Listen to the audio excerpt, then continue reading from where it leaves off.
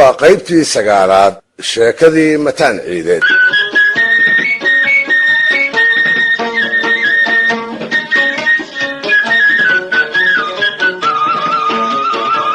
dhegaystayaal, si ay sheekadu isugu keen xiranto aan idiin soo koobo qaybaheedii ugu dambeeyey. markii uu xumeeyey, markii uu canjarafeeyey, iyada iyo hooyadeedba markuu aflagaadeeyey kadib, raggii ay salaada ka dhalatay waatay garaarta kaga dhegtay. maantaana jifadii uu mataan ahaa waatay ugu ergeeyeen inuu gabadha madaxeeda u sii daayo, sidaana lagu kala nabad galo. taana waatuu ku shardiyey in loo soo noqo xoolihii yaradka ahaa ee uu ka bixin jiray oo dhagadhan. muggii xoolaha loo keenayna waatuu meel fagaara ah gabadhii ku furay. korkaana shuushow bax inta la yidhi waa tii loo filay wax waliba inay halkaa ku soo afjarmeen, colaad ba'anna sidaa lagu baajiyey. buraare ugaas maxamed nin la odhan jiray oo degaanka dhab looga yiqiin, maamuusna ku lahaa, waatuu dabadeed salaado soo doonay.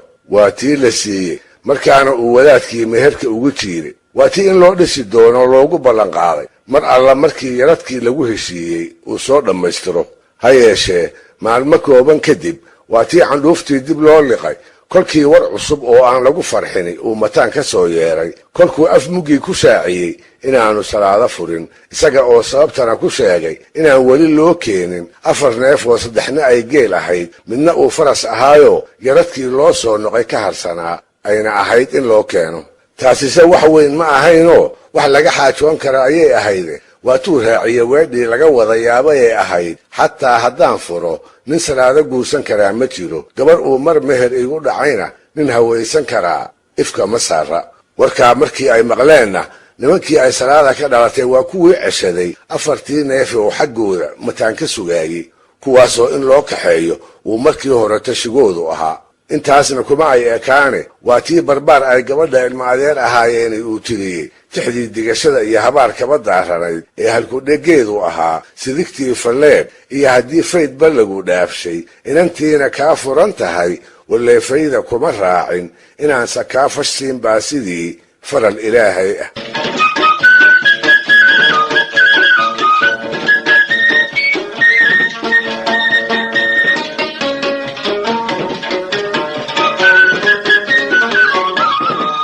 mataan ciideed maalintii uu tixdaa maqlay, maalintii ku 4 ahayd, ayuu geedkii shirka oo lagu dhan yahay isa soo taagay, isaga oo fardihiisii midkood ku jooga.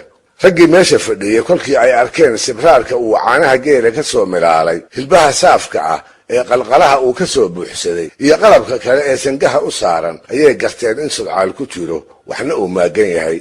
mataanow, maanta halkee baad boqoolo u tahay? markii la weydiiyeyna wuxuu ku jawaabay inuu u socdo reerihii ay salaada ka dhalatay ee ay markaa ku sugnayd. wuxuu ku daray, waa la ii dhaartaye in la idili karo iyo in kale ayaan soo hubsanayaa.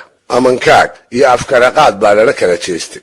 yaabba raggii oo idil hadal kala soo bixi waaye. nin laga quustay buu ahaaye, waayeeladii goobta joogay wax waana ah uma ay soo jeedin. hase ahaatee kolkuu intarnadigii u baaciyey uu faraskii jeediyey, ayaa kuray goobta wax ka fadhiyey wuxuu ku yidhi, mataanow, maxaad reer hebel ka dooni? intuu carabka ku dhuftay shiribkii ay salaada ka dhalatay.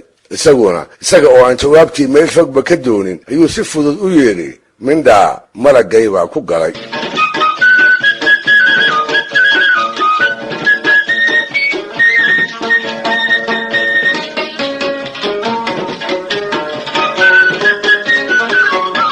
maalintii dambe goor ay barqadii tahay ayuu ku soo baxay degmadii uu ku socday. meel kale kuma uu leexanne aqalkii salaada ku jirtay oo uu soo tilmaansaday ayuu beegsaday. geed ku yaal aqallada duleedkoodana qaafadii reeraha ayaa shiran ku ahayd. wuu arkay, kumase uu leexanoo dan iyo heella kamuu yeelanne wuu garab maray.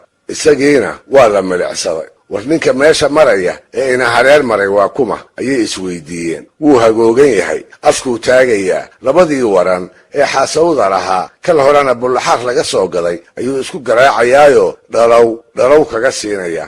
waa duul isyaqaanoo weligoodba is ag taagnaaye calidhan, nuurjiir, faarax afey iyo raggii kaleba durbo way garteen ninka garab maray ee aqallada u dhaafay inuu mataan ciideed yahay. faarax afey mooye in alla intii geedka fadhiday ayaa warmihii boobtay sidii col mahiigaanihii uu reeraha soo galay.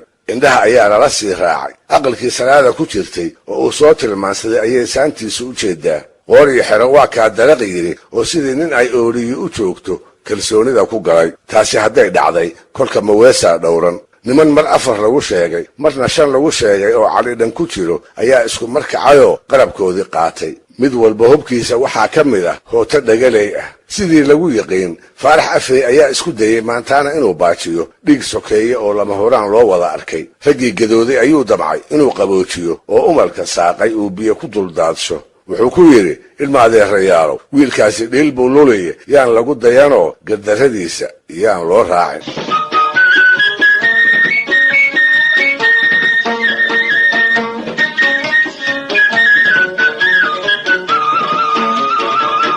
moogaanse taladiisii lagama yeeline waa lagu diiday. 5 nin oo hootooyinkii ka horreeyaan ayaa aqalkii salaada ku jirtay soo hor joogsaday. ma gelinoo aqallada gabdhaha in la galaa ceeb bay ahayde ardaaga ayay ku hakadeen. salaada oo hubsatay in la kor joogo oo uusan mataan maanta baxsanayn ayay naxdani ku dhammaatay. ma waxay nacaysay in aqalkeeda dhiig ku daato?